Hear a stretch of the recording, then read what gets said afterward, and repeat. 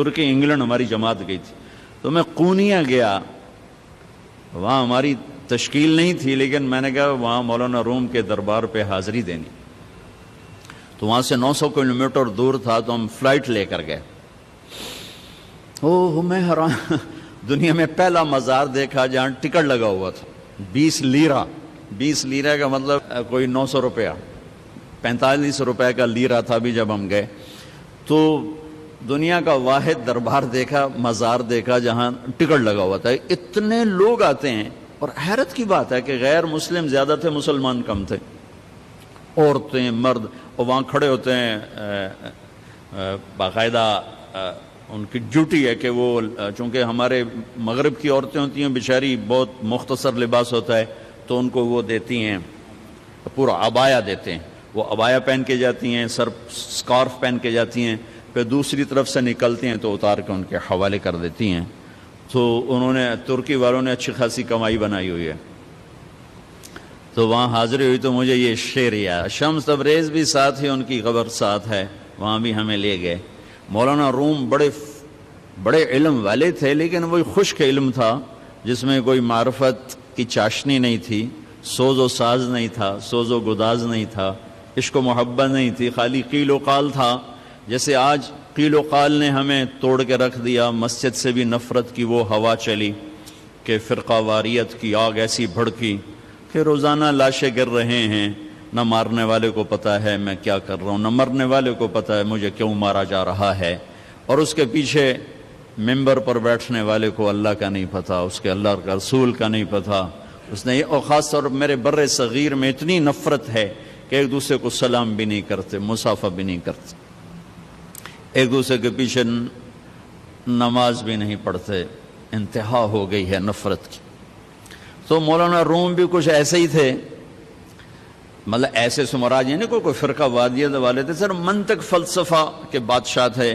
تو مسجد میں حوض کے کنارے بیٹھے ہوئے درس دے رہے تھے، اور ان کی کتابوں کا ڈھیر، کلمی کتابیں، وہ سامنے رکھا ہوا تھا۔ تو شمس تبریز آ گئے ننگے پاؤں، دیہاتی شکل، لگتا تھا یہ تو کوئی ان پڑھ جٹ آدمی۔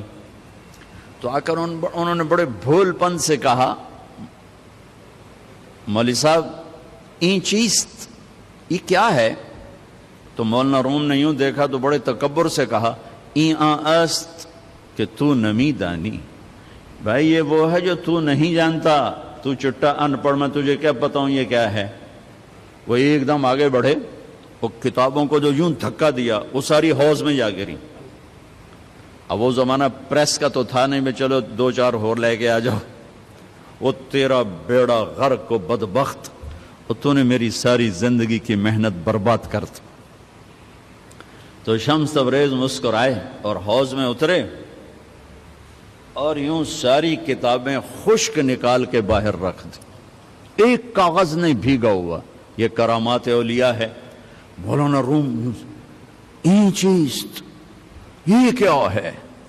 تو انہوں نے مسکرا کے کہا، این است کہ تو نمی دانی، یہ وہ ہے جو تو نہیں جانتا۔ بس پھر مولوی روم مولانا روم بن گئے، انہیں فلسفے بھی بھول گئے۔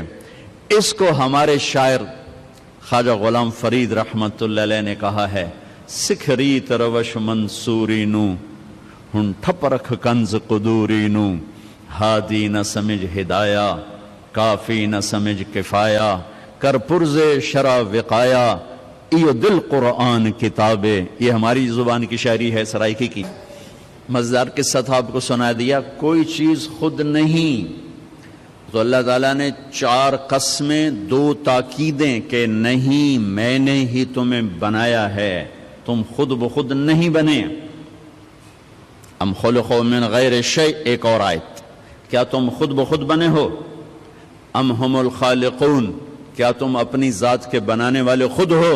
نہیں، تمہارا بنانے بلا وہو الخلاق العلیم، تیرا بنانے والا ایک زبردست خالق ہے۔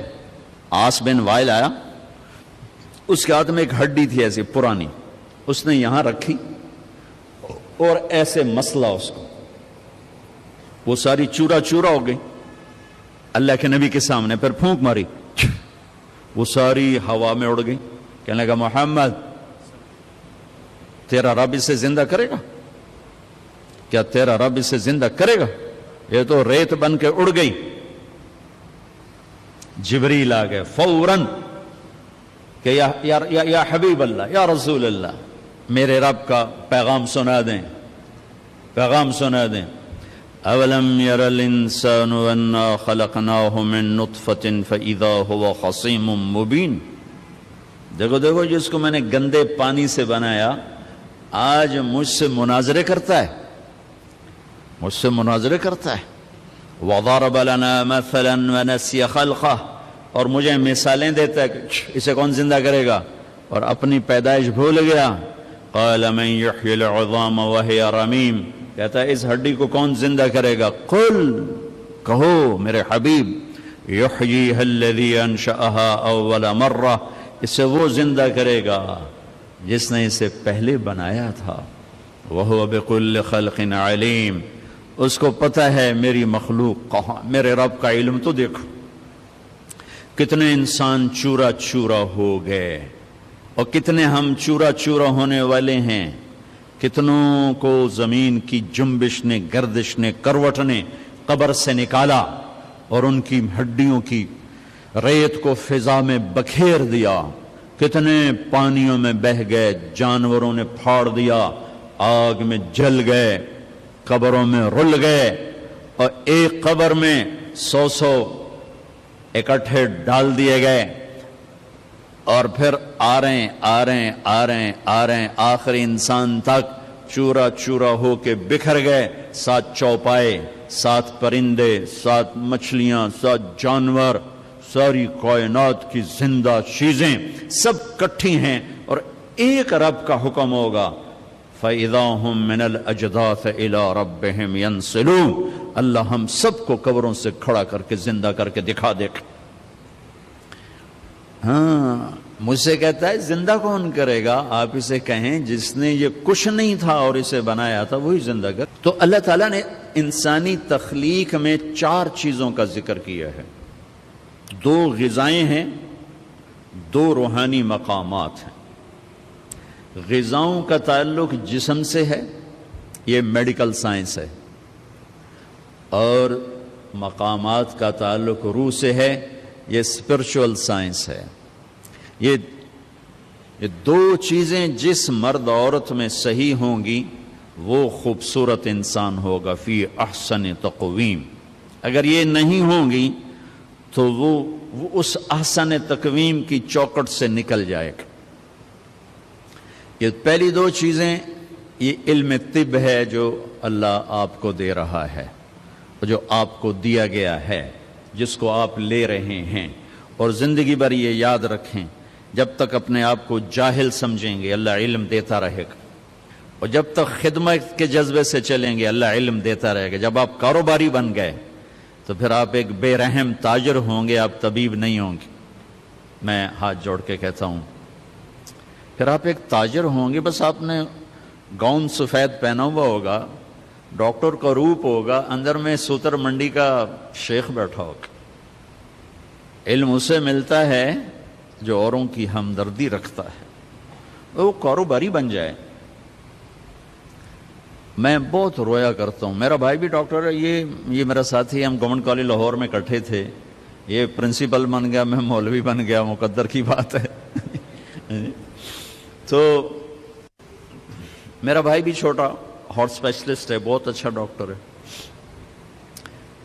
جس دیس میں مظلوم وکیل کے پاس جائے تو وکیل اسے گاہک تصور کر کے ڈیل کر رہا ہو کہ میرا گاہک آ گیا، میرا گاہک آ گیا، اور مریض تڑپتا ہوا ڈاکٹر کے پاس جائے اور ڈاکٹر کہے گاہک آ گیا، کسٹمر آ گیا، پھر وہ اپنی فیس بھی الگ لے، اور لیبارٹریوں کو ٹیسٹ کروانے کے لیے جو نسخے بھیجے تو اس کے پیسے بھی الگ لے، پھر کمپنیاں اس کو خرید کر 5 روپے کی بجائے 50 روپے کی گولی لکھوائیں اور وہ ادھر سے بھی لے، تو میں ہاتھ باندھ کے کہتا ہوں وہ ڈاکٹر نہیں ہے، تاجر ہے۔ گاؤن سے کیا ہوتا ہے یا کلینک سے کیا ہوتا ہے؟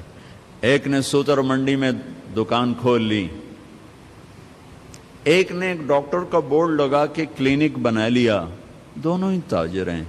ایک نے ہائی کورٹ سپریم کورٹ کا وکیل کا پھٹا لگایا، تاجر ہیں، تاجر ہیں۔ وہ ڈاکٹر بن کے بیٹھا تو سفید گاؤن میں سیاہ شکل بن گیا کہ جس کو صرف پیسہ چاہیے، اسے مریض کی ہائے بھی نہیں سنی جاتی، مریض کا درد بھی نہیں اس تک پہنچتا۔ اور وکیل بنا تو وہ ایک تاجر بن گیا، تاجر بنا تو ایک دھوکے باز بن گیا، فراڈیا بن گیا، طاقتور بنا تو فرعون بن گیا، فقیر بنا تو ناشکرا بن گیا، چور ڈاکو بن گیا۔ اکائی بگڑی ہے، انسان بگڑا ہے، انسان۔ بھائیو، میں بھی کہہ رہا ہوں کہ انقلاب آنا چاہیے، لیکن کون سا انقلاب؟ اپنے دلوں کو بدلو، یہ انقلاب لاؤ، اس دل کی دنیا کو بدلو۔